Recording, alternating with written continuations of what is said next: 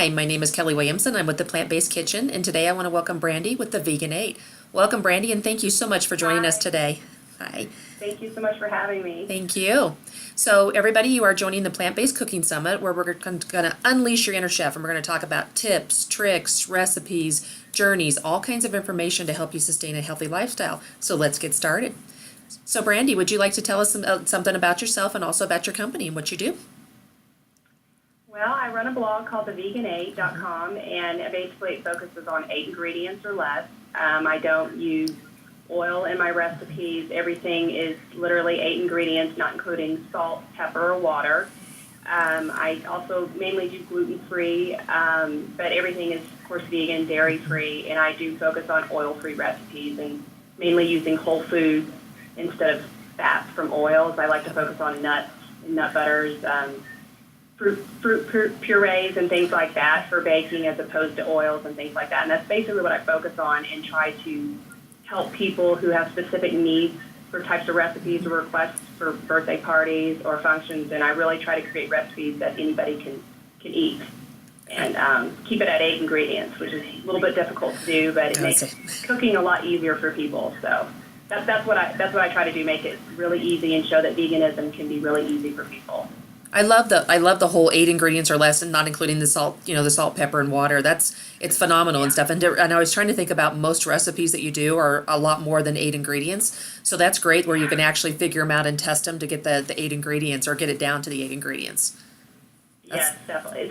Especially it's not too difficult with cooking, but with baking, it can be really challenging. And sometimes I will test a cake recipe 8 or 10 times to get it to where I want it to taste right and the texture be right and it all be 8 ingredients. It's very hard sometimes, especially with gluten-free, because usually gluten-free recipes alone will have 5 or 6 flours. Yeah. So, but I've been doing it for 4 years now, so I've gotten it down, and it's a lot of fun. It's challenging, but it's a lot of fun, and it makes people who are new to veganism, and especially new at baking, go, wow, I can make a cake, I can make muffins, I can do all the things that I used to eat.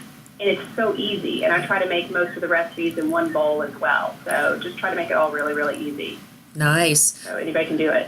So tell us about your journey to becoming to where you're doing the Vegan 8 and becoming vegan and all those things. So how did you get from where you were there before to where you are now? Well, my husband suffered from gout, a very debilitating, severe form of arthritis. Wow. And he suffered pretty much our entire marriage, about 10 years on and off with gout, and a lot of living on crutches. And I tried so many different types of elimination diets and taking away certain foods and going to doctors and having so many doctors tell us to eat more chicken, eat more dairy, and those types of things would help, when in fact they just prolonged it. And I got tired of seeing him be on crutches. I got tired of him being in pain, screaming in pain, and not really having a good life. And once we had our daughter, in 2011, her whole first year basically he was on crutches. It was very, very hard being a new mom and having a new baby and him not really being able to play with her and help me out because he was in so much pain. I was basically taking care of him and her because he would be bedridden a lot. So that's when I reached a point of this is enough. I got to take matters in my own hands. The doctors weren't helping. They weren't giving me any advice that actually helped, and I was worried about his prolonged use of medications because they had a lot of side effects. So that's when I decided and started looking into eating more vegan foods and plant-based foods and realizing that one thing that was for sure was that meat was bad. Most of the doctors would agree that red meat and things like that were really bad, so I took out red meat. I still would feed him chicken and feed him some cheese, but the chicken and cheese, the gout still wasn't leaving. So once I finally decided we would go totally vegan, he was healed. Wow. Literally within a few weeks, the gout went away. He was able to get off the crutches, and he's only had maybe 3 flare-ups in 4 years, which going from having a flare-up to almost every other month and sometimes every month to that, it's been remarkable. And there's even certain foods he can't eat that are plants, that are high purine foods, and it's high purine foods that cause gout. Things like asparagus, spinach, cauliflower, mushrooms, those kind of things he has to avoid. But for the most part, as long as he eats a lot of potatoes, beans, lots of water, fruit, vegetables, nuts, all those things. His life has totally changed. And here we are. That was in October 2012 that we were totally committed to being vegan. And that's over 4 years now. And it's a totally different life. Totally different life. That's amazing. Congratulations to you and congratulations to him, because I have friends that have gout and it's unbelievable. Yeah. It's horrible. And even all the doctors he would go to would say, you have the worst case we've ever seen. I mean, he literally was screaming in pain all the time. It was horrible. And it's not fun. And I didn't want my daughter being raised with a dad that could never play with her. And he didn't like it either, of course. So, and being in pain is no fun. So, change your diet, you change your life. It really is that simple. That's wonderful. That is such an amazing thing to hear, and going from crutches to being able to, just having very few flare-ups and things like that. Do you know what still causes any of the flare-ups, or is it just something that's just going to happen?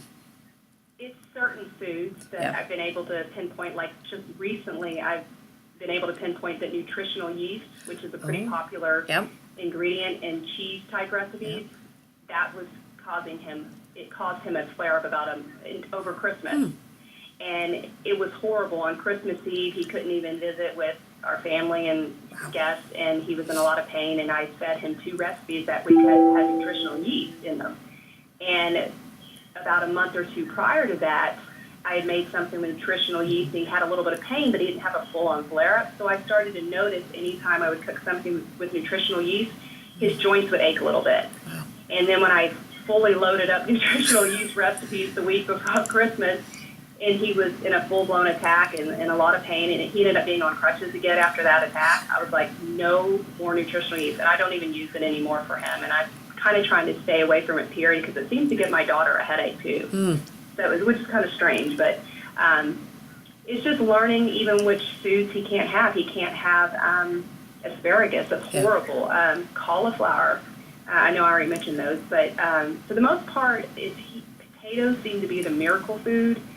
If he eats a lot of potatoes and a lot of fruit, it really seems to cleanse out his body. So I try to do a lot of food, a lot of soups, chilies, things like that, and not too heavy on the leafy greens, because things like the spinach and even broccoli sometimes. If you have too much broccoli, you can cut it. He's really extreme case, though. A lot of people that have gout aren't this extreme, but I've been through this for so many years that I've really been able to pinpoint one ingredient that will kind of bother him.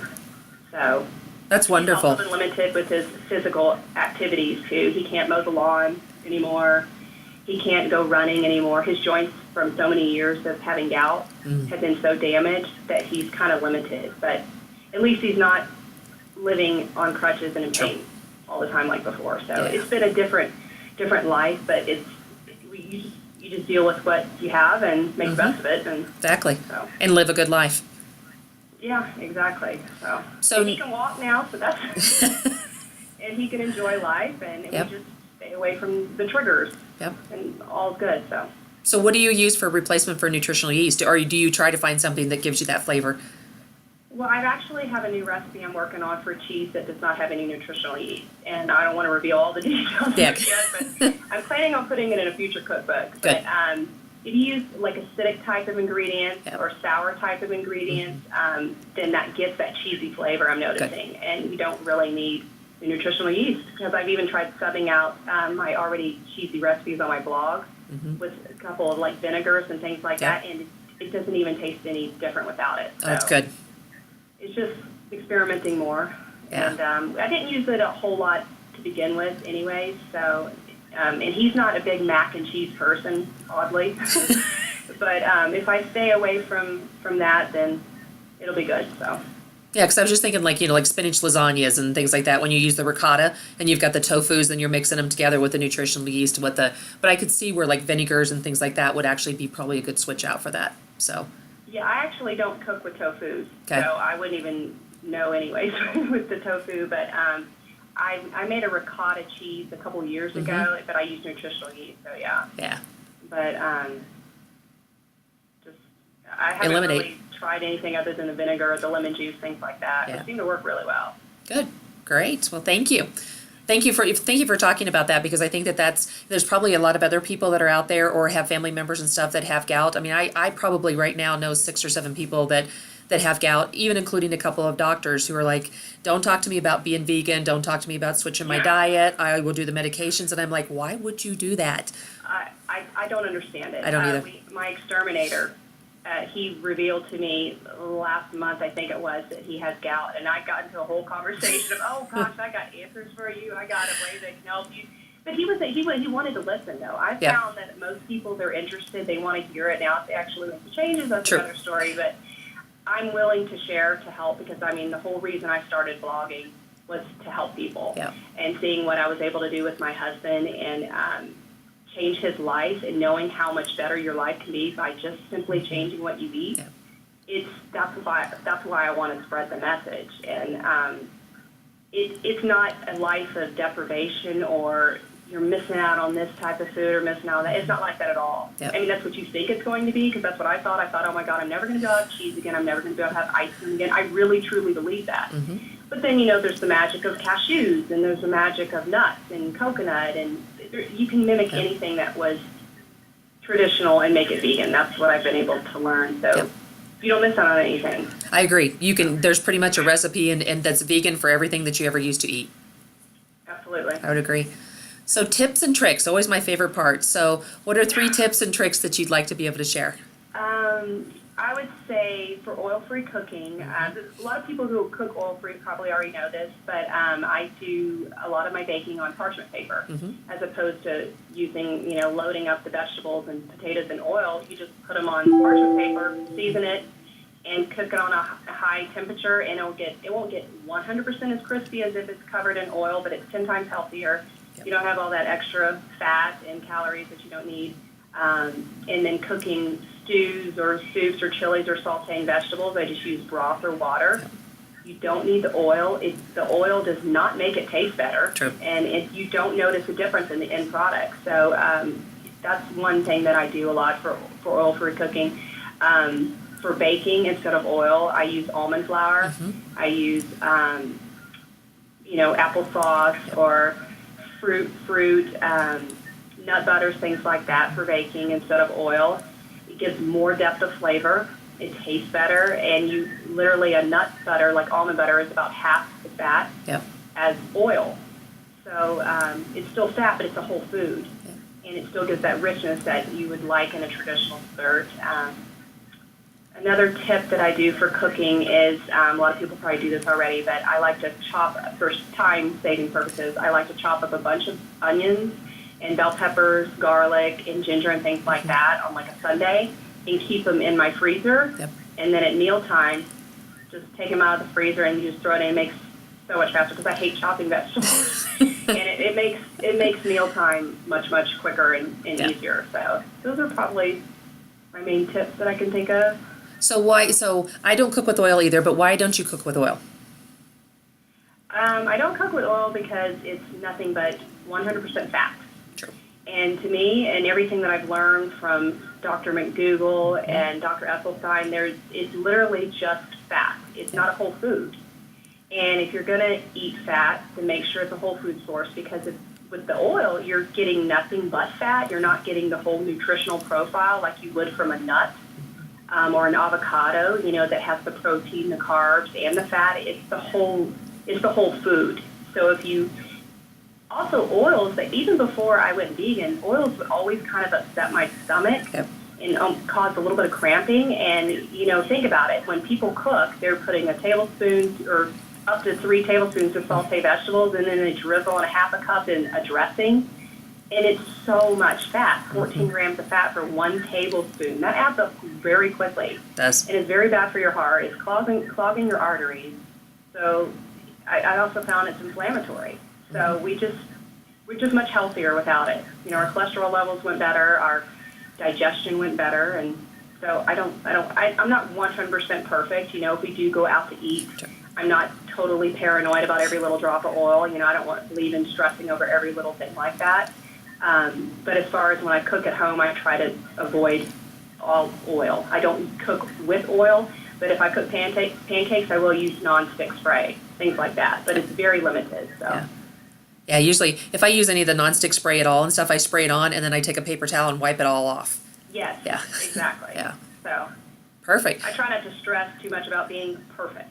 You know, I True. think life's too short about being perfect. I know there's a lot of people that they freak out so much about every little calorie or every little fat. I think that's almost more stressful than stressing about every little fat gram. So I try not to worry too much. Like I said, if I go out to eat or something. But when I'm at home, I'm pretty strict. Yeah. So. Which helps because I think it balances that when you're going out to eat, especially if you go like for Italian food or something like that. And a lot of marinara sauces have a little bit of oil, even though you tell them no oil. They're like, no, I didn't put any in, or I put a tablespoon in an entire big pot, and you're like, still that's oil, but it happens. Yeah, and you know, if you're telling the waiter, you know, take this out and these, it's probably gonna make them mad, and you know, I try not to be annoying if I go eat somewhere. You know, I don't want to be a burden, so you know, I just you know, chill out. You know, when I go out, so don't worry too much about it. We're really good about when we go out to eat and stuff that we go to different restaurants and we have certain waiters and waitresses and stuff that we actually get to be friendly with, and then they help out, and so they'll go order things like a baked potato plain and all those kind of things, which is really nice. Yeah. So yeah, potatoes a good one to do. That's a good one. And usually you can get steamed vegetables. Yep. With no oil.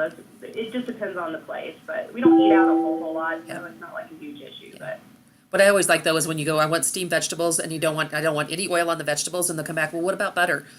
Yeah, I know. Like, you've got to have butter. It's like, no, I don't want the butter, please. Put the butter on the side. You got to have butter or bacon on everything, you know. It's true. Butter and there is life without butter, I promise. There is. Yeah, probably one of my favorite things is when you get a baked potato. So you go to a steak restaurant, you know, because you can always get baked potatoes, sweet potatoes, salads, all those type of things, and you get the baked potato, and then you order A1 steak sauce on the side. They're always like, what are you doing with this? But A1 steak sauce on a baked potato is actually really good. Oh, yeah. Oh, God, I love A1 steak sauce. That sounds good. Yeah. And so that they look at you like, there's no steak on your thing here, so what are you doing with this A1? Yeah. Oh, yeah, that's good. Yeah, they're probably thinking, what's going on here? And so now there's a couple other restaurants too we go to that the vegans are here. And so it's like, God. Uh-oh.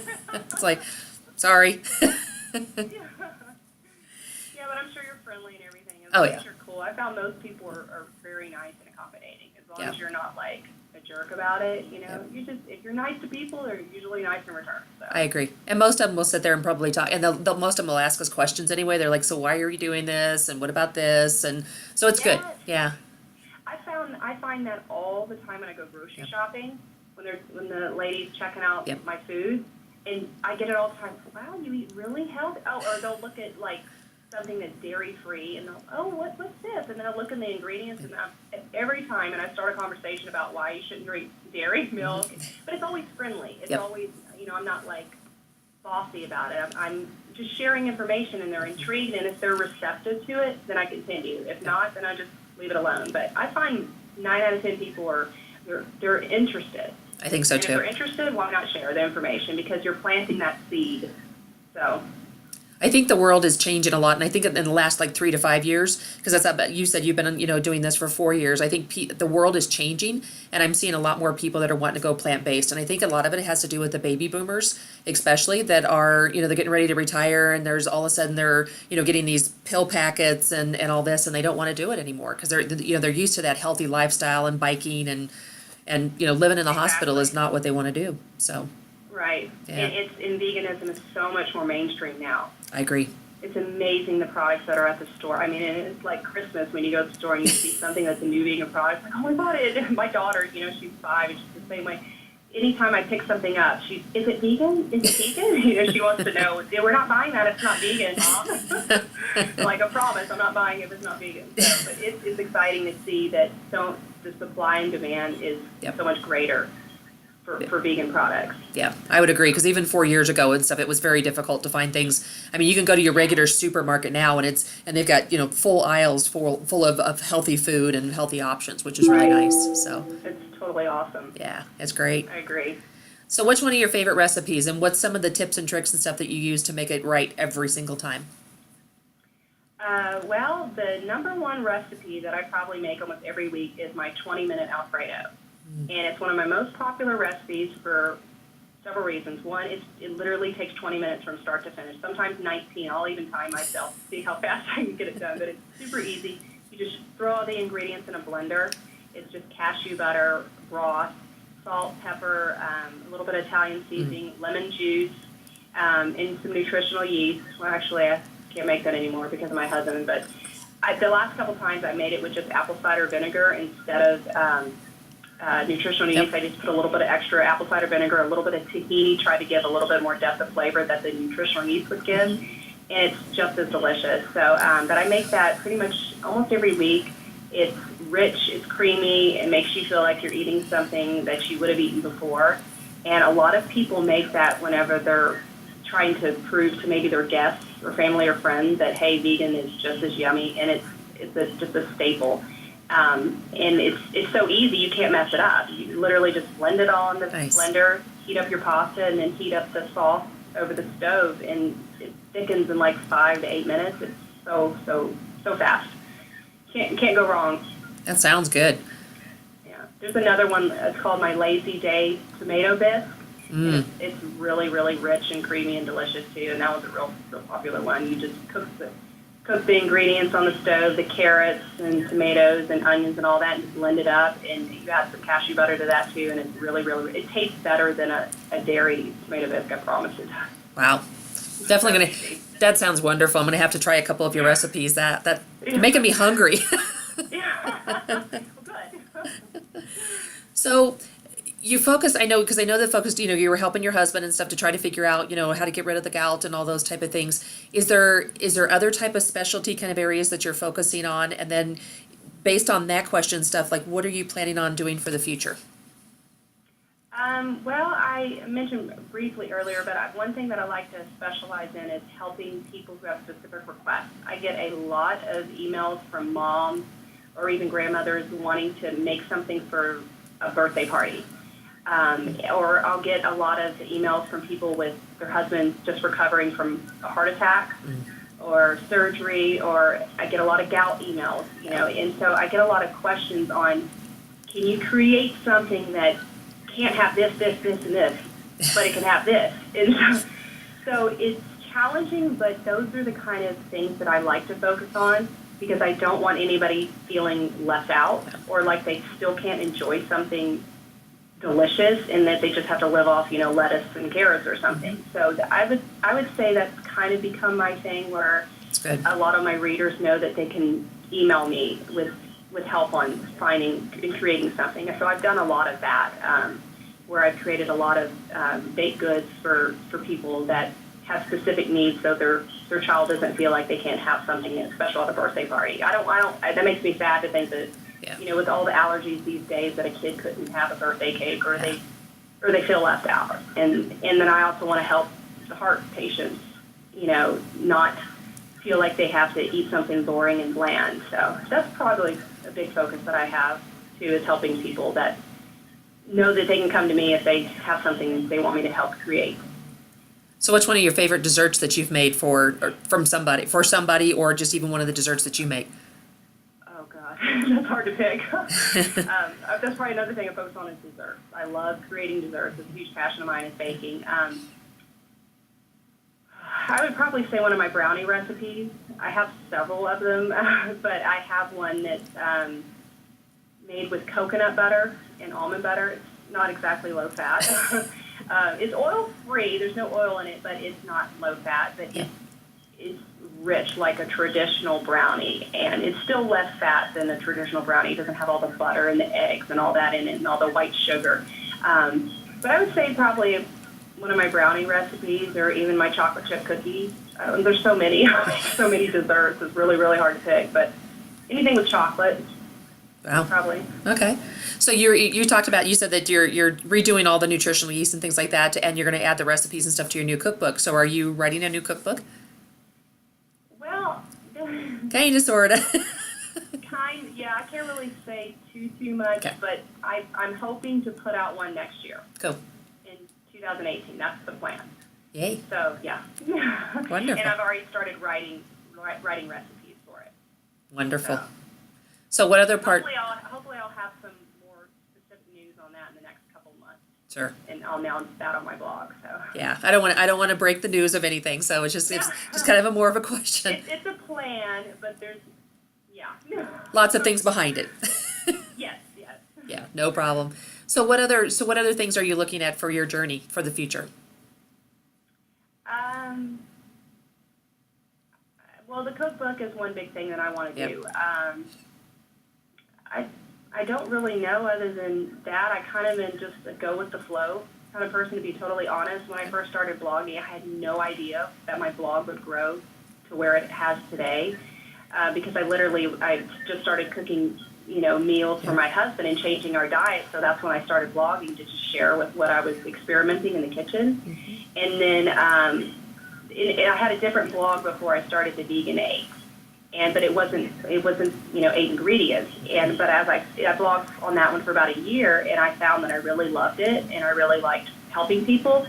But the recipes were too long, and they didn't have they were more like 10 to 15 ingredients. And I found that the recipes that I was writing on that blog, the ones that were being made the most, were 8 ingredients or less.